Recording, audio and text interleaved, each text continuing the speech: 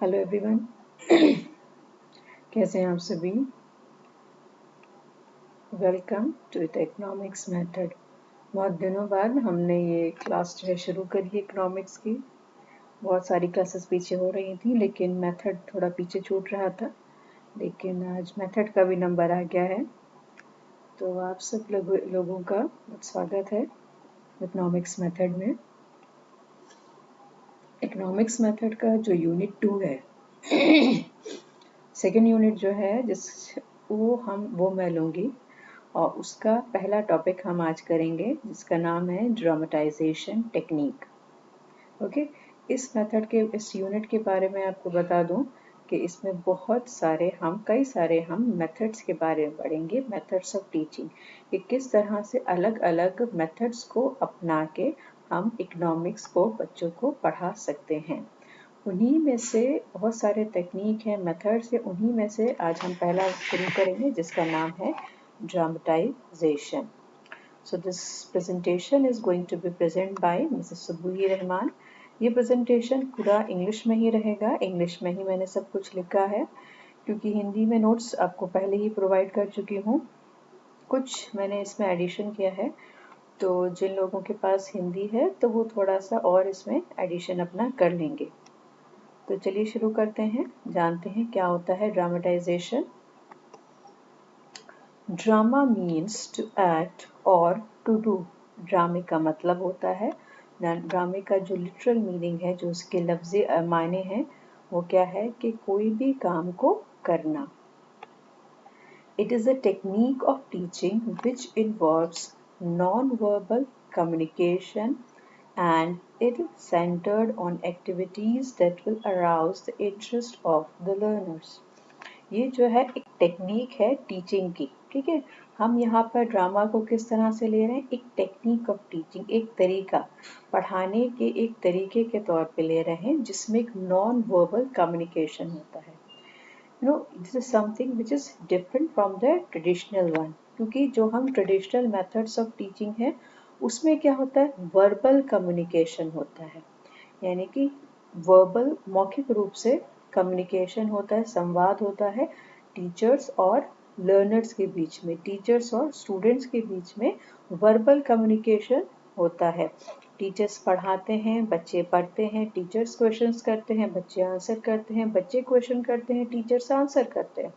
Okay, तो कैसा communication होता है, वर्बल कम्युनिकेशन होता है। लेकिन ये जो है एक अलग तरह की टेक्निक है जिसमें नॉन वर्बल कम्युनिकेशन होता है, जिसमें गैर मौखिक संवाद होता है। Okay, and is centred on activities that will arouse the interest of the learners. और इस टेक्निक में, इस ड्रामेटाइजेशन में बहुत सारी एक्टिविटीज होती हैं और वो सारी एक्टिविटीज से क्या कोशिश की जाती है, बच्चे का इंटरेस्ट, पढ़ाई में बच्चे का इंटरेस्ट जागे, ये यहाँ पर कोशिश होती है। ओके, अगला पॉइंट देखते हैं। The dramatisation teaching methods refers to a collection of teaching tools that include traditional drama techniques such as improvisation, storytelling, role playing and games.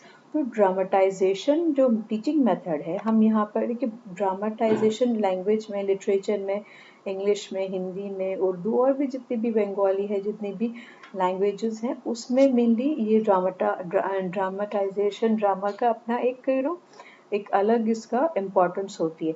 हम यहाँ पर ड्रामा को उस तरह से नहीं ले रहे हैं, हम यहाँ पर ड्रामा को किस तरह से ले रहे हैं, as a teaching method, as a teaching technique, किस तरह से ड्रामा की मदद से, नाटक की मदद से हम जो है बच्चों को पढ़ा सकते हैं कोई भी कंसेप्ट।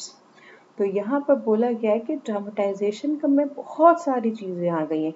ड्रामेटाइजेशन जो है, ड्रामेटाइजेशन टीचिंग मेथड जो है वो एक अम्ब्रेला टर्म है, उसके अंदर बहुत सारी चीज़ें आती हैं, जैसे कि इम्प्रोवाइजेशन हो गया, स्टोरी टेलिंग हो गया, रोल प्लेइंग हो गया, गेम्स हो गया।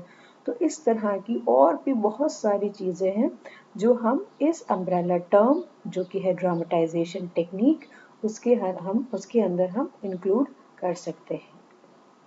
सो ये तो था मीनिंग ऑफ ड्रामेटाइजेशन। अब जानते हैं इसकी इम्पोर्टेंस, इकोनॉमिक्स में इसकी क्या इम्पोर्टेंस है। The dramatization plays a significant role in teaching concepts of economics and to provide creative opportunities.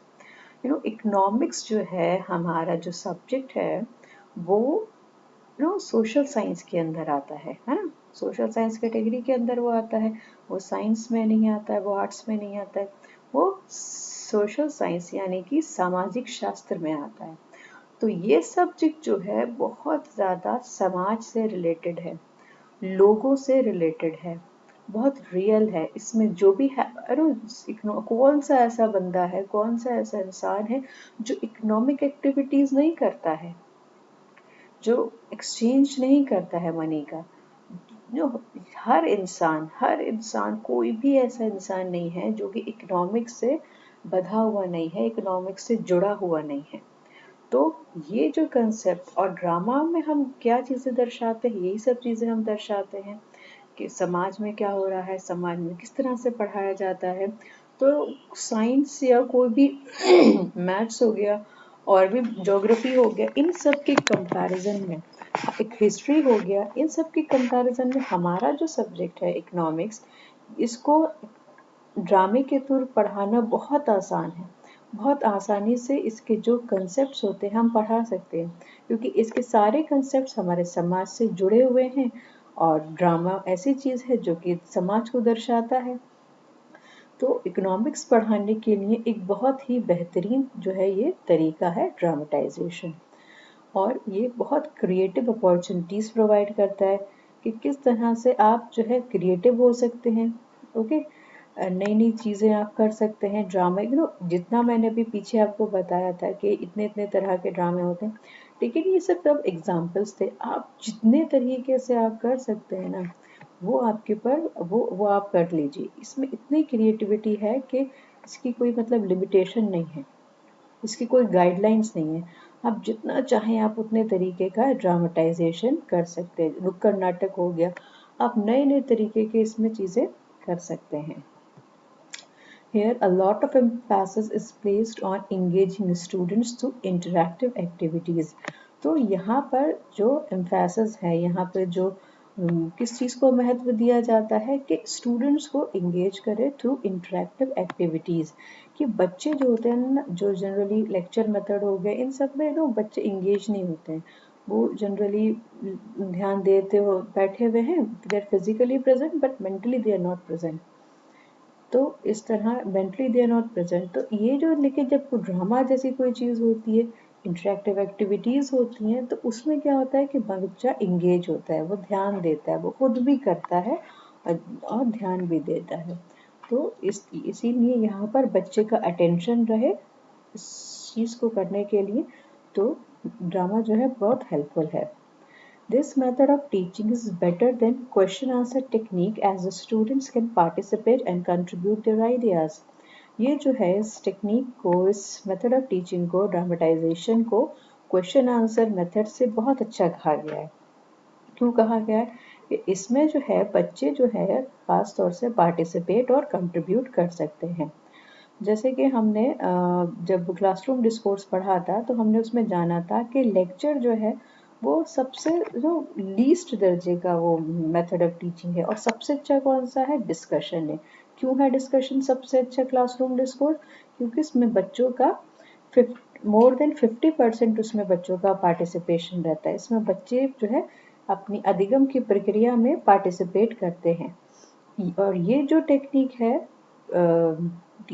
Dramatisation, इसमें भी बच्चे पार्टिसिपेट कर रहे हैं। कौन? क्योंकि ड्रामा कौन करेगा, बच्चे ही करेंगे, कोई अलग से तो लोग आएंगे नहीं बाहर से। तो क्लास के ही जो बच्चे होते हैं, जो लर्नर्स होते हैं, वही जो है ड्रामा करते हैं, वही पार्टिसिपेट करते हैं। और जब वो तो इसीलिए इस चीज़ को बेहतर कहा गया है। जब वो ड्रामा करते हैं, पार्टिसिपेट करते हैं, तो उनके अंदर नए नए उनके आइडियाज़ भी आते हैं। वो अपनी टीचर को बताते हैं कि हम इस तरह से नहीं, इस चीज़ को नहीं इस तरह से करेंगे तो ज़्यादा बेहतर रहेगा। तो बच्चे के अंदर नए नए आइडियाज़ आते हैं, वो पार्टिसिपेट करता है। तो इसीलिए इसको जो ट्रेडिशनल क्वेश्चन आंसर टेक्निक है उससे बहुत अच्छा बताया गया है। अगला है, teachers can use it to help students gain deeper insights into lessons, build concepts or a means to test students' understanding.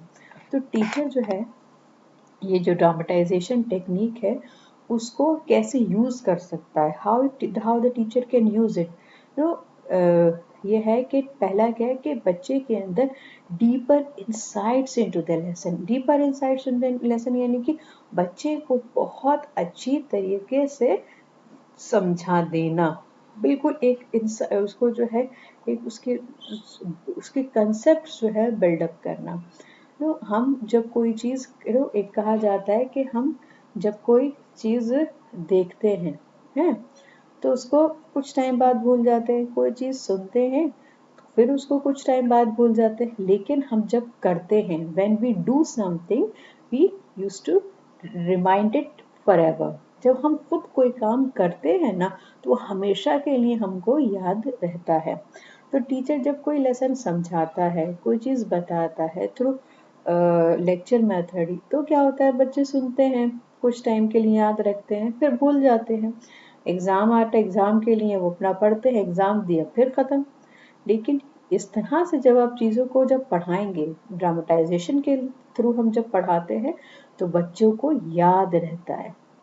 क्यों याद रहता है? क्योंकि वो खुद चीज़ों को करते हैं, तो वो उसमें खुद पार्टिसिपेशन उनका होता है। नहीं वो कितने भी बड़े हो जाए, आप मतलब अगर आप क्लास 9th में या 12th में आप पढ़ा रहे हैं और फिर वो अपना जब पूरी पढ़ाई भी कंप्लीट कर लेंगे, वो जॉब में आ जाएंगे, तब भी उनको याद रहेगा कि मेरी फलानी टीचर ने इस चीज़ को पढ़ाने के लिए ये चीज़ जो था, ये जो कंसेप्ट था मेरा, ये ड्रामा के थ्रू पढ़ाया था, मैंने ये पार्टिसिपेट किया था, मैं ये बना था। ठीक है, तो टॉपिक भी याद रहता है, सब कुछ उसको याद रहेगा। क्यों याद रहेगा? क्योंकि वो खुद उस चीज़ को करेगा। ओके। और तो इंसाइट, इसका deeper insight into the lesson और बिल्ड कंसेप्ट, यहाँ पे इन दोनों का मतलब यही हुआ। फिर इसका है as a means to test students understanding. इसको हम बच्चे की अंडरस्टैंडिंग यानी कि बच्चा जो है किस हद तक इसको समझा है वो भी हम जान सकते हैं। ठीक है, सिर्फ पढ़ाने में भी हम इसका यूज कर सकते हैं और बच्चों को जज करने में, उनका मूल्यांकन करने में भी हम ड्रामा का उपयोग कर सकते हैं कि कितना वो किस हद तक वो उस कंसेप्ट को समझे हैं कि नहीं समझे हैं। अगला है the students must consider dramatization as a real learning activity instead for a simple play of enjoyment. देखिए ये चीज़ जो एक पॉसिबिलिटी है कि जब आप ड्रामा कराएंगे तो हो सकता है बच्चा जो है उसको एक फन एक्टिविटी ले ले, कोई इंजॉयमेंट का ले ले। ठीक है, तो वो ज़रूरी है, वो हो सकता है, वो पॉसिबिलिटी है। लेकिन स्टूडेंट्स को हमें ये उनको काउंसलिंग करनी होगी, उनको बताना होगा कि भाई आपको ये जो ड्रामा करवाया जा रहा है ये एक पार्ट ऑफ लर्निंग एक्टिविटी है, ये आपके एंजॉयमेंट के लिए, फन के लिए नहीं है, ये सीखने के लिए आपको। तो इसलिए ऐसा कुछ भी आप ऑर्गेनाइज नहीं करें ड्रामा के नाम पर जो कि आपके टॉपिक से रिलेटेड ही ना हो।